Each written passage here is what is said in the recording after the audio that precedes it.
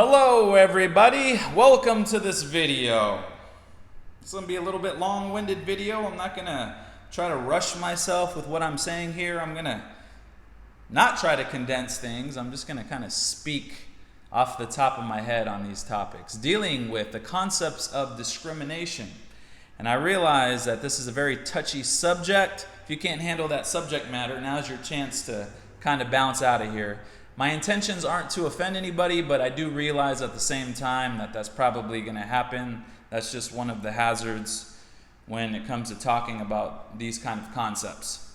So I want to give you 3 personal stories that have happened in my life that have helped shape my perspective on how I deal with discrimination, consequently racism. Now these stories aren't anything, I'm not saying, try not to jump to conclusions, what I'll say, okay? Don't jump to conclusions on what I'm trying to get at or what I'm trying to mean. I'll try to clarify a little bit after I tell you the story on what I've learned from it. If you want to apply these concepts to what's going on today, feel free to do that. That's not necessarily my intention though. That's it. Okay, so the first story that deals with the concepts of discrimination is way back in the day when I was in 6th grade. I was about to play basketball with 5 of my friends. We're going to play 3-on-3.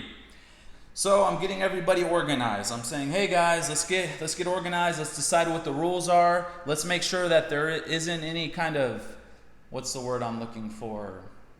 Disagreement on where the 3-point line is. Let's decide exactly where it is right now so that there's no complaining later. So don't start yet. Don't start yet. And I'm being very clear about that. Right then, my friend, he shoots a 3-pointer and he makes it, or what was perceived as a 3-pointer. He shoots a shot and he makes that shot. And then he goes, yeah! Yeah! 3-0, 3-0. And I'm like, I said don't start yet. Don't start. I said we have to be clear on what the rules are. And he's like, yeah, yeah, yeah. And he's high-fiving his teammates. 3-0, yeah, yeah, yeah. So I get like super pissed.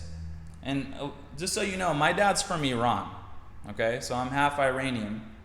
The other players there, I'm assuming, if I had to guess, let's just say black, Mexican, white. We always played with a diverse group.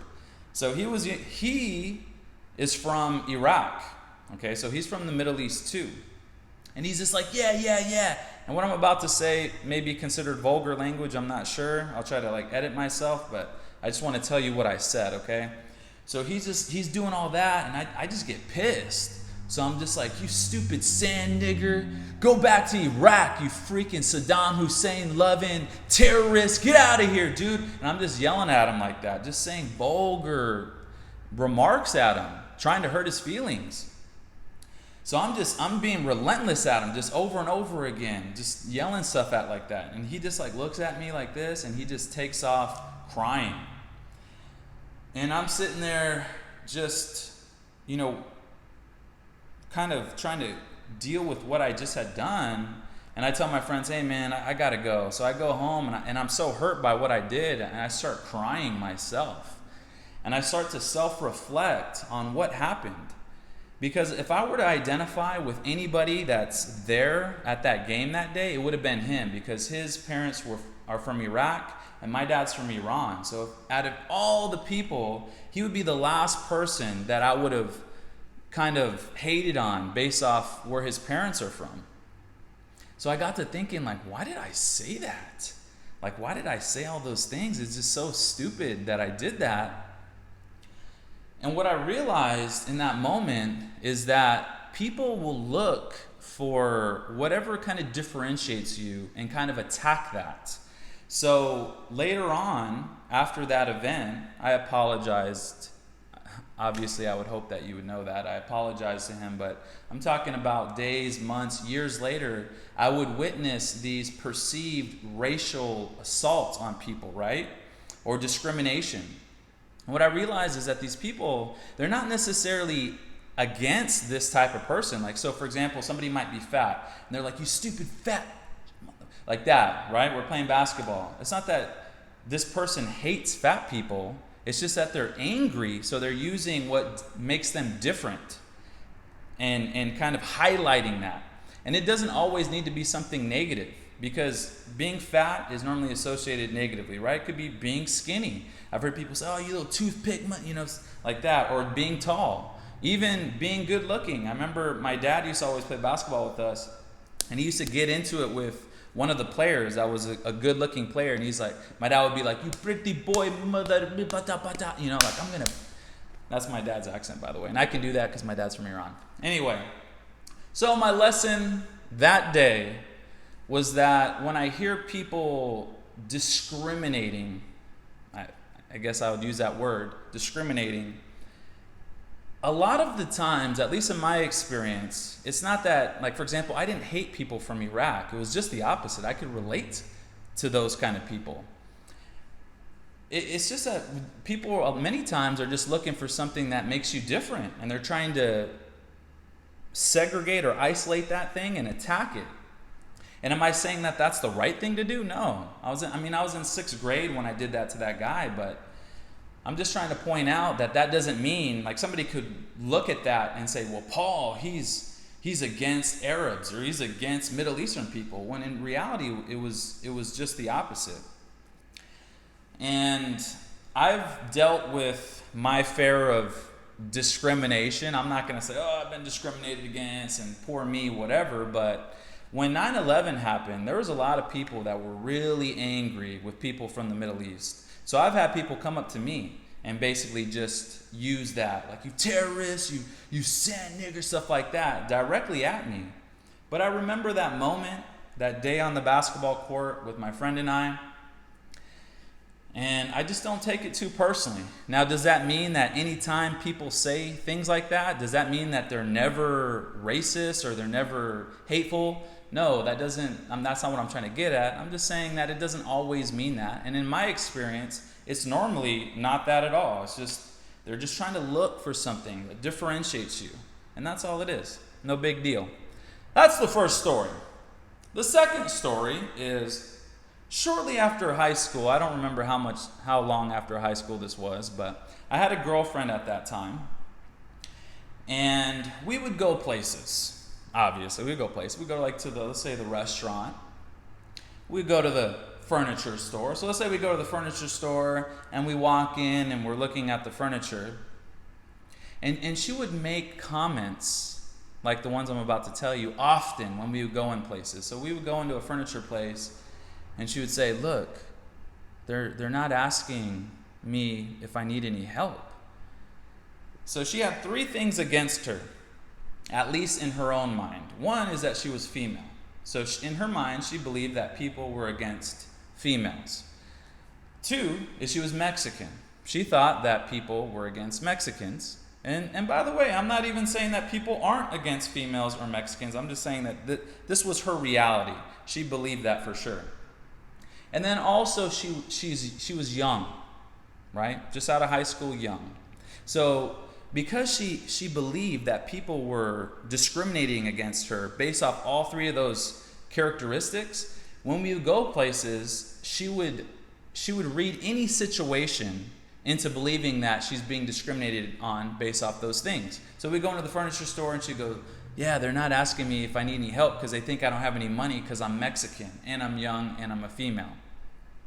Or we would go to the restaurant and we'd be eating and, let's say the waiter isn't giving us good service. You go, look, it's because I'm Mexican. It's because I'm a female. I'm young. And I got to thinking, because she would say that all the time whenever we would go places. And I told her one day, I was like, do you think that that's what it always is? Or do you think maybe this waiter's just having a bad day today? I mean, could that not be true too? Or maybe they just have bad service here. So after being with her and kind of seeing how she was in situations, it made me reflect on my own life, because there was many situations in my life where I had that mindset, right? Maybe somebody doesn't like me or they're treating me a certain way because my dad's from Iran. Now they know my dad's from Iran, so they don't like Iranians. So now they're treating me this way, which could be true. I'm not taking away all of it. I'm just saying many times it has to do with our perception. And when I altered my perception, I could see the world in a different way. And those things didn't bother me because I started to just give people the benefit of the doubt. I would go into a place and I'd say, maybe the service just sucks here. I'm not going to come back. But I didn't automatically assume that had to do with the fact that I was Iranian. The last story that I want to tell you guys happened fairly recently. I should have looked this up, but it happened in on the Super Bowl. So if I'm not mistaken, I think maybe that was in January, February of this year. I don't know. It was fairly recent. So my dad and I were in his car, and we're driving to a friend's house. And my dad says, hey, I want to go pick up a pizza and take it to the friend's house. So I said, okay, cool. What I said is, oh man, you should have told me. We could have gone to this pizza place that I really like, and I could have, called it in early and then went and picked it up. So my dad's like, oh, sorry, I just thought of it now, but let's just go to the grocery store and get it. So I could tell he already kind of felt bad that he didn't tell me in advance because he knows that I really like that pizza place. So then we go into this grocery store, and he's looking for his favorite pizza is a vegetarian pizza. So he's looking, they don't have the vegetarian pizza. So he tells the baker that's there at the grocery store, he says, hey, do you guys have any vegetarian pizzas back there? And she says, no, we don't have any, but I could make you one. And my dad says, well, we're in a rush. We're trying to get to my friend's house. It's the Super Bowl. It's just starting. And she said, well, it's going to take about 15 minutes, and that's it, and then I can give it to you. He said, okay, 15 minutes is fine. So then he can tell that I'm already kind of a little bit irritated because I wanted to watch the whole Super Bowl, and now I'm missing the Super Bowl. My dad wants a vegetarian pizza. So I'm just trying to give you context of kind of like the tension that's already brewing here, okay? So my dad's like, hey, just chill. Let's just sit down. Let's just talk. They have the game right here. We can just kind of watch it here. So I said, okay, cool. So my dad and I, we're just talking. We're kind of watching the game. 5 minutes, 10 minutes, 15 minutes, 20 minutes. I want to say like 28 minutes, 30 minutes later, much past the allotted time, still no pizza. So my dad goes up there and he says, excuse me, you said the pizza would be ready in 15 minutes, but it's 25 minutes now. And they said, oh, yeah, it's about to come out. The pizza's about to come out. So I said, okay. So we sit down, we wait 1 minute, 2 minutes, 3 minutes, 4 minutes, 5 minutes. So my dad goes back up there and he goes, excuse me, you said that the pizza was about to come out and now it's not out. And they said, oh yeah, it's about to come out. It's about to come out right now. So he said, okay. So he sits down, we wait 1 minute, 2 minute, 3 minute, 4 minute, 5 minutes. So then he's like, what? So he goes back up there to the counter and he says, excuse me, you said the pizza would be ready and it's already been about 40 minutes. You said it'd be 15 minutes. And they said, oh, it's about to come out. And he goes, well, where's the pizza at? Where's that pizza? And they say, so they look for it, and they didn't even start the pizza. So I can see that at this point, my dad's upset at the situation, right? Because he basically wanted to go to this grocery store. He wanted to bring that pizza for his friend and for everyone to eat. We're already missing the game, so now he's upset. So he's like, look, I asked you guys, you said it would be 15 minutes, and I can tell he's being upset, and that kind of upsets me. So I go up there and I see my dad and I can see kind of the concern on his face, and I go, yeah, what's up with that, guys? Is it because you heard my dad's accent? You know he's from Iran? Is that why you didn't make the pizza? That's what it is, because you're against people from Iran, right? Is that how you treat people from the Middle East here? And the people behind the counter were just kind of, they didn't say anything, and I said, yeah, I guess these guys are against Iranians here because they obviously are, because they didn't make your pizza. They said that they had it, and I'm kind of like in their face a little bit. I'm kind of raising my voice. So then we're done with that, and my dad's like, let's just go get a frozen pizza. So we go and get a frozen pizza, and then we're leaving, and there's a woman there. I guess she's a manager or something like that. So my dad's explaining the situation to her. And I kind of interject and I go, yeah, I guess those people back there, it looks like they're against Iranians because they didn't make the pizza for my dad and they kept telling us that they're making it. And, I think I was a little bit more aggressive at that moment. And she just doesn't say anything. She just hears me. So then my dad and I are walking back to the car and I start self-reflecting on what I just did. I started asking myself the question, why did I accuse those people of being racist? I mean, maybe they were. I don't know. Maybe they didn't like Iranians. I'm not sure. Because in my mind, I was kind of making assumptions because we were kind of like in a little town where I think there's more, is this a racial term? Kind of like rednecks or country boys. So I figured these country boys that are behind the counter, I figured they were against Middle Eastern people. So those were my assumptions. But I got to thinking to myself, why did I assume that? Because in reality, there could be other explanations. Maybe they were really busy because it was a Super Bowl, right? From what I understand, that's one of the most busy days, especially when it comes to pizza. Maybe they just forgot. Maybe it was just a coincidence. Maybe they were incompetent. But I jumped to accusing them of being racist. And not only did I do that, but for some reason, it just felt good while I was doing it. I just liked it. I said, you guys are racist. That's what it is because my dad's from Iran. You don't like Middle Easterns, right? So I started to self-reflect and ask myself, why did it feel so good when I was doing it? It felt really good just to lay it into them and lay it into that manager and accuse them of being racist. So I had to sit there and think and be honest with myself. And this is the conclusion that I came up with for myself. And by the way, I'm not saying this is always a situation. These are just personal stories and personal revelations that I came up with that have helped me. But the conclusion that I came up with was that when I accused them of being against people from the Middle East, it automatically put me on moral high ground. So it was like I was knocking them down to the ground, saying that they were racist, and I'm all of a sudden superior. Look at me, you're racist, you're against Middle Eastern people, and I'm above you. Okay, not only that, but it allowed me to kind of slap them in the face. Not only did it allow me to slap them in the face because I was angry. I was angry at the situation. I was angry at how my dad was feeling and what was going on. And just so you guys know, who cares about the pizza thing? It has nothing to do with the pizza. I realize that that's an insignificant story. It's more about the lesson that I learned from it. But it allowed me to essentially attack them verbally in a public setting under this veil of morality because I was more moral than they were because they were the racists and I wasn't.